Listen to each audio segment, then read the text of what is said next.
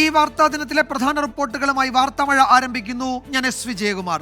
ഇപ്പോൾ വരുന്ന ഒരു പ്രധാന റിപ്പോർട്ടിലേക്കാണ് വാർത്താമഴ ആദ്യം കടക്കുന്നത്. ഛത്തീസ്ഗഡിലെ ബസ്തർ മേഖലയിലുണ്ടായ ഏറ്റുമുട്ടലിൽ 30 മാവോയിസ്റ്റുകളെ സുരക്ഷാ സേന വധിച്ചു. നാരായൺപൂരിലായിരുന്നു പകൽ മുഴുവൻ നീണ്ട ഏറ്റുമുട്ടലുണ്ടായത്. 23 മൃതദേഹം കണ്ടെത്തിയെന്നാണ് പ്രാദേശിക മാധ്യമങ്ങൾ റിപ്പോർട്ട് ചെയ്യുന്നത്. നിതിൻ അംബുജൻ വിവരങ്ങൾ നൽകും ഡൽഹിയിൽ നിന്ന്. നിതിൻ, ഔദ്യോഗിക വിശദീകരണങ്ങൾ എന്തെങ്കിലും ഉണ്ടായിട്ടുണ്ടോ? ഏറ്റുമുട്ടൽ ഇപ്പോഴും തുടരുകയാണോ? ഈ മേഖലയിലെ പ്രാദേശിക മാധ്യമങ്ങൾ അവിടെ നിന്ന് നൽകുന്ന റിപ്പോർട്ടുകൾ എന്തൊക്കെയാണ്? വിജയകുമാർ, ഇതുവരെ ഔദ്യോഗികമായിട്ടുള്ള വിശദീകരണം എന്തായാലും വന്നിട്ടില്ല. പക്ഷേ പ്രാദേശിക മാധ്യമങ്ങളടക്കം ഇപ്പോൾ പങ്കുവയ്ക്കുന്ന വിവരം ഏതാണ്ട് 30-ലധികം മാവോയിസ്റ്റുകളെ വധിച്ചു എന്നുള്ളതാണ്. ഇന്ന് ഉച്ചയ്ക്ക് 1 മണിയോടുകൂടിയാണ് നാരായൺപൂർ ദണ്ഡേവാഡ ജില്ലാ അതിർത്തിയായ അജുംബാദ് വനമേഖലയിൽ ഇത്തരത്തിലൊരു ഏറ്റുമുട്ടൽ ആരംഭിച്ചത്. ബസ്തർ വനമേഖലയിൽപ്പെട്ട ഒരു സ്ഥലമാണിത്. ഇവിടെ നേരത്തെ മാവോയിസ്റ്റ് സാന്നിധ്യം ഉണ്ടായിരുന്നു.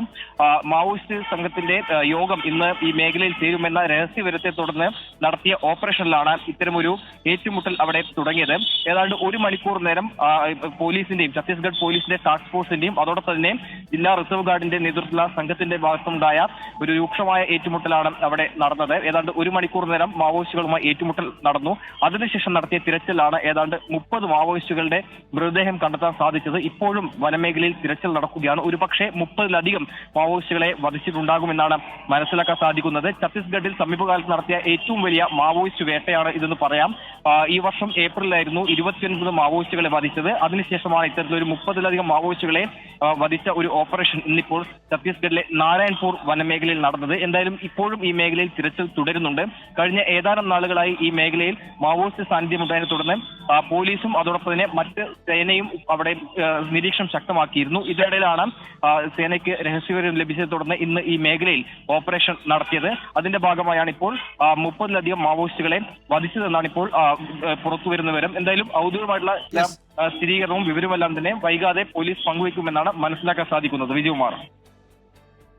ബസ്തർ മേഖലയിൽ നേർക്കുനേർ ഏറ്റുമുട്ടൽ നടന്നു എന്നാണ് പ്രാദേശിക മാധ്യമങ്ങൾ റിപ്പോർട്ട് ചെയ്യുന്നത്. 23 മാവോയിസ്റ്റുകളുടെ മൃതദേഹം അവിടെ ഒന്ന് കണ്ടെത്തിയെന്ന് പറയുന്നു. മരണസംഖ്യ 30 പേരെ വധിച്ചു എന്നാണ് ഔദ്യോഗിക വിശദീകരണം വന്നിട്ടില്ലെങ്കിലും ഇതുവരെ കിട്ടുന്ന സൂചനകൾ. പക്ഷേ അതിലും കൂടുതൽ ആൾനാശം മാവോയിസ്റ്റുകൾക്കുണ്ടായിട്ടുണ്ട് എന്ന വിവരം കൂടി വരുന്നുണ്ട്. നിതിൻ അംബുജനാണ് വിശദാംശങ്ങൾ നൽകിയത്. സേനാ വിഭാഗങ്ങൾ ഒരുപക്ഷെ ഇന്നോ നാളെയോ അതിൻ്റെ കൂടുതൽ വിവരങ്ങൾ ഔദ്യോഗികമായി പുറത്തുവിട്ടേക്കും. ഇന്നത്തെ മറ്റു പ്രധാന റിപ്പോർട്ടുകളിലേക്ക്. ദ ഹിന്ദു പത്രത്തിലെ അഭിമുഖ വിവാദത്തിൽ ഉരുണ്ടു കളിച്ച CPIM-ഉം മുഖ്യമന്ത്രി പറയാത്ത ഭാഗം എങ്ങനെ ഉൾപ്പെട്ടെന്ന ചോദ്യത്തിന് സംസ്ഥാന സെക്രട്ടറി MV ഗോവിന്ദനും വ്യക്തമായ ഉത്തരമില്ല. തെറ്റായ വാർത്തയാണെന്ന പത്രത്തിന്റെ തിരുത്തലോടെ വിവാദം അവസാനിച്ചെന്നും MV ഗോവിന്ദൻ വിശദീകരിച്ചു. PV അൻവറിന്റെ ആരോപണങ്ങൾ തള്ളിയ CPM സംസ്ഥാന സെക്രട്ടറി കേരള പോലീസ് മികച്ച നിലയിൽ പ്രവർത്തിക്കുന്ന സംവിധാനമാണെന്ന് അവകാശപ്പെട്ടു.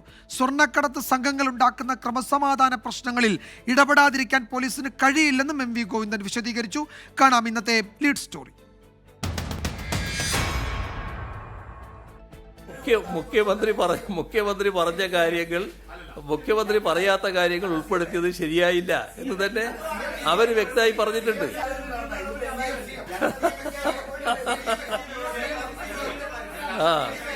മുഖ്യമന്ത്രി ചിരിച്ചു തള്ളിയതിനപ്പുറം ഒരടി സെക്രട്ടറിയും കടന്നില്ല.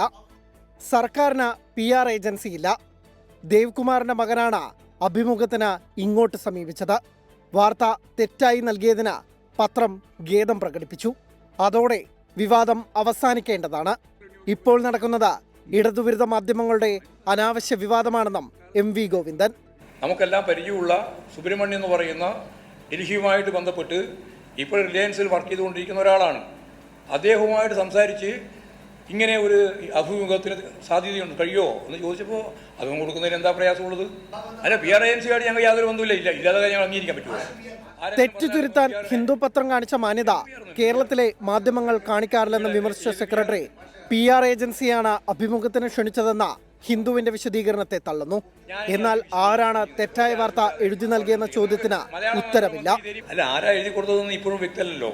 അത് തെറ്റായ രീതിയിൽ പ്രസിദ്ധീകരിക്കപ്പെട്ടു. തെറ്റായ രീതിയിൽ പ്രസിദ്ധീകരിക്കപ്പെട്ടു. ആ പ്രസിദ്ധീകരിച്ചതിന്റെ ഭാഗമായിട്ട് ആ പത്രം ഖേദം പ്രകടിപ്പിച്ചു. അത്രയേ അതിൽ നമ്മൾ കാണുകയുള്ളൂ. പാർട്ടിയും മുഖ്യമന്ത്രിയും തള്ളുമ്പോഴും PR വിവാദത്തിൽ ചോദ്യങ്ങൾ അവശേഷിക്കുകയാണ്. Z+ സുരക്ഷയുള്ള മുഖ്യമന്ത്രി അഭിമുഖം നൽകുമ്പോൾ പുറത്തുനിന്ന ഒരാൾക്ക് കടന്നുവരാനാകുമോ? വൻ വിവാദമായ ഭാഗങ്ങൾ അഭിമുഖത്തിൽ തിരുകിക്കയറ്റിയത് ആരാണ്? മുഖ്യമന്ത്രിക്ക് PR ഏജൻസി ഇല്ലെങ്കിൽ എന്തുകൊണ്ട് അവർക്കെതിരെ നടപടിയെടുക്കുന്നില്ല? ചോദ്യങ്ങൾക്ക് മുന്നിൽ ഒഴിഞ്ഞുമാറുമ്പോഴും വരും ദിവസങ്ങളിൽ നിയമസഭയിലടക്കം PR കത്തുമെന്നുറപ്പ്.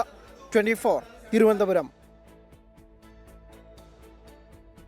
അതേസമയം തൃശൂർ പൂരം അലങ്കോലപ്പെട്ട സംഭവത്തിൽ ADGP MR അജിത് കുമാറിന് വീഴ്ചയുണ്ടായെന്ന് വിലയിരുത്തി CPIM. അന്വേഷണ റിപ്പോർട്ടിന്റെ അടിസ്ഥാനത്തിൽ നടപടി വരുമെന്ന് സംസ്ഥാന കമ്മിറ്റിയിൽ പാർട്ടി സെക്രട്ടറി MV ഗോവിന്ദൻ വ്യക്തമാക്കി. അഭിമുഖ വിവാദവുമായി ബന്ധപ്പെട്ട എല്ലാ ചോദ്യത്തിനും PR ഇല്ല എന്ന ഒറ്റ വാചകത്തിൽ മുഖ്യമന്ത്രി മറുപടി ഒതുക്കി. പൂരം നടത്തിപ്പുമായി ബന്ധപ്പെട്ട DGP റിപ്പോർട്ടിലെ ADGP MR അജിത് കുമാറിനെതിരെയുള്ള പരാമർശമാണ് വീഴ്ചയുണ്ടെന്ന് വിലയിരുത്തുന്നതിലേക്ക് CPM-നെ നയിച്ചത്. ഇക്കാര്യത്തിൽ വിശദമായ അന്വേഷണത്തിന് ശേഷം നടപടി ഉറപ്പാക്കും. CPM സംസ്ഥാന കമ്മിറ്റിയിൽ MV ഗോവിന്ദനാണ് ഇക്കാര്യം വ്യക്തമാക്കിയത്. തെറ്റായ നിലപാട് സ്വീകരിക്കുന്ന ആരായാലും ഏത് ഉയർന്ന ഉദ്യോഗസ്ഥനായാലും സ്വതന്ത്രവും നിഷ്പക്ഷവുമായ അന്വേഷണം നടത്തുകയും കുറ്റക്കാരാണെന്ന് കണ്ടെത്താൻ കഴിഞ്ഞാൽ കർക്കശമായ നടപടി സ്വീകരിക്കുകയും ചെയ്യുക എന്നുള്ളതാണ് ഏത് ഗവൺമെൻറ്റും ചെയ്യേണ്ടുന്ന ഏറ്റവും ശരിയായ മാതൃക. അപ്പോൾ RSSൻ്റെ രാഷ്ട്രീയ താല്പര്യമാണ് ഇത്തരമൊരു സ്ഥിതിവിശേഷത്തിലേക്ക് പൂരത്തെ എത്തിച്ചത് എന്നാണ് കാണുന്നത്. സംസ്ഥാന കമ്മിറ്റിയിൽ PR ആരോപണം മുഖ്യമന്ത്രി പാടെ നിഷേധിച്ചു.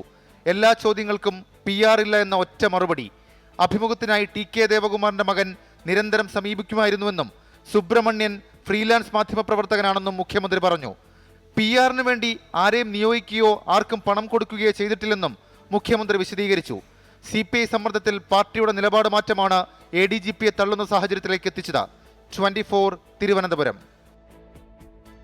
പശ്ചിമേഷ്യയിലെ സാഹചര്യം ആശങ്കപ്പെടുത്തുന്നതാണെന്ന് വിദേശകാര്യ വക്താവ് രൺധീർ ജയ്സ്വാൾ.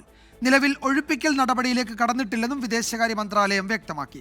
ഇറാൻ, ഇസ്രായേൽ ഉൾപ്പെടെയുള്ള രാജ്യങ്ങളിലേക്ക് വിമാന സർവീസുകൾ തുടരുന്നുണ്ടെന്നും മന്ത്രാലയം അറിയിച്ചു. നാട്ടിലേക്ക് മടങ്ങി വരേണ്ടവർക്ക് വിമാന സർവീസുകൾ ഉപയോഗിക്കാമെന്ന് മന്ത്രാലയം വ്യക്തമാക്കി. 3000-ഓളം ഇന്ത്യക്കാരാണ് ലെബനനിൽ മാത്രമുള്ളത്. ഇതിൽ 30,000 ഇന്ത്യക്കാരാണ് ലെബനനിൽ മാത്രമുള്ളത്. ഇതിൽ 10,000-ഓളം പേർ ഇസ്രായേലിലാണ്. അതിനിടെ വിദേശകാര്യമന്ത്രി S ജയശങ്കർ പാകിസ്ഥാൻ സന്ദർശിക്കും. ഈ മാസം 15, 16 തീയതികളിൽ ഇസ്ലാമാബാദിൽ നടക്കുന്ന SCO ഉച്ചകോടിയിൽ പങ്കെടുക്കുമെന്ന് വിദേശകാര്യ മന്ത്രാലയം അറിയിച്ചു.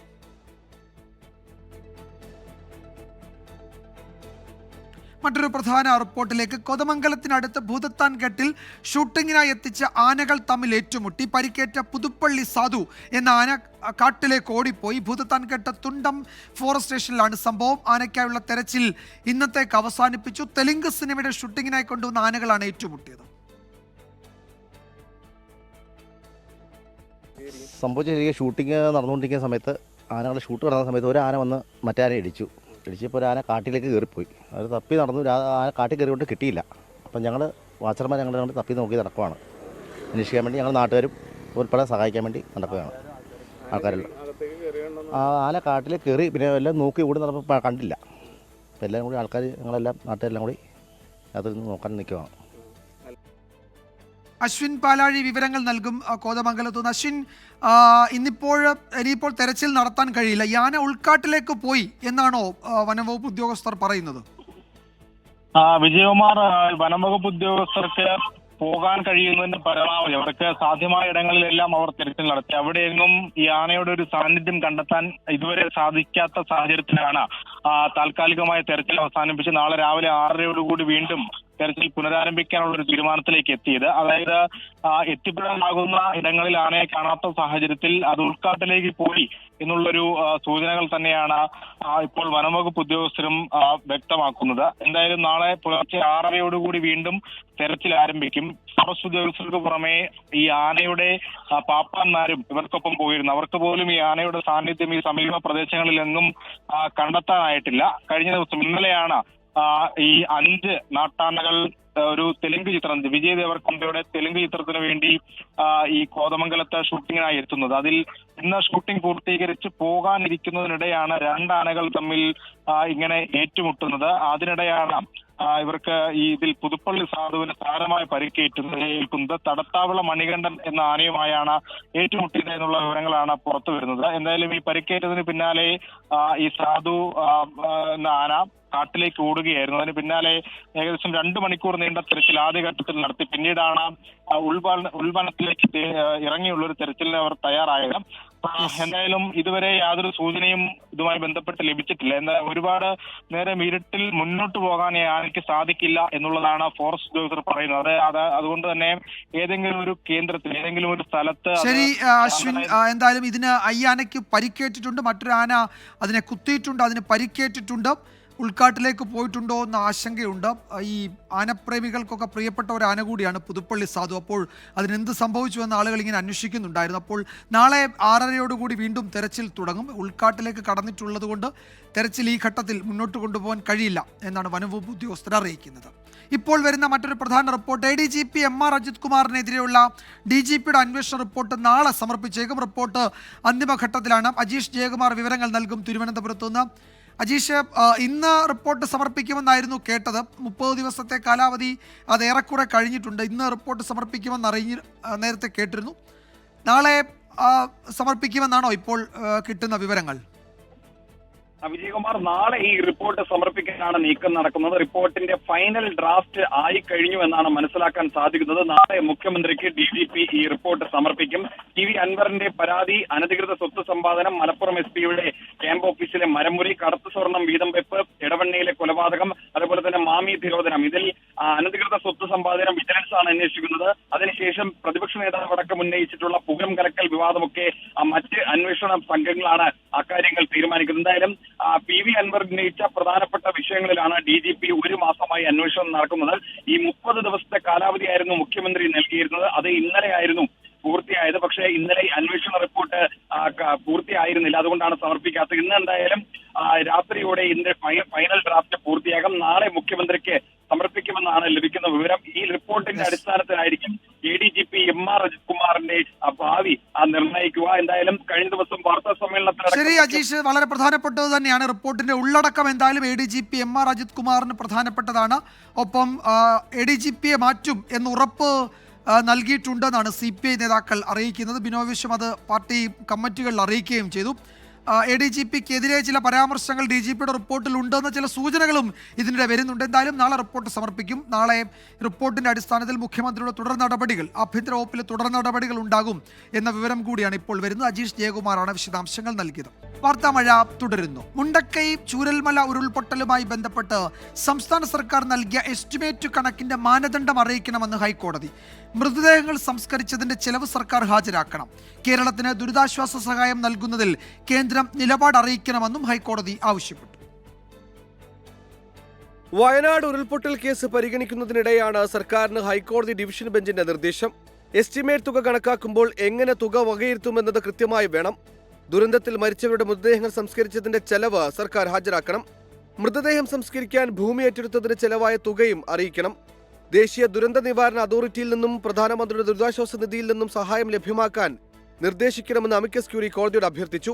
തുടർന്ന് കേരളത്തിന് ദുരിതാശ്വാസ സഹായം നൽകുന്നതിൽ കേന്ദ്രം നിലപാട് അറിയിക്കണമെന്നും ദേശീയ ദുരന്ത നിവാരണ അതോറിറ്റി ആവശ്യമായ നടപടി സ്വീകരിക്കണമെന്നും കോടതി നിർദ്ദേശിച്ചു. 24 കൊച്ചി. വാർത്താമഴ അവസാനിക്കുന്നു.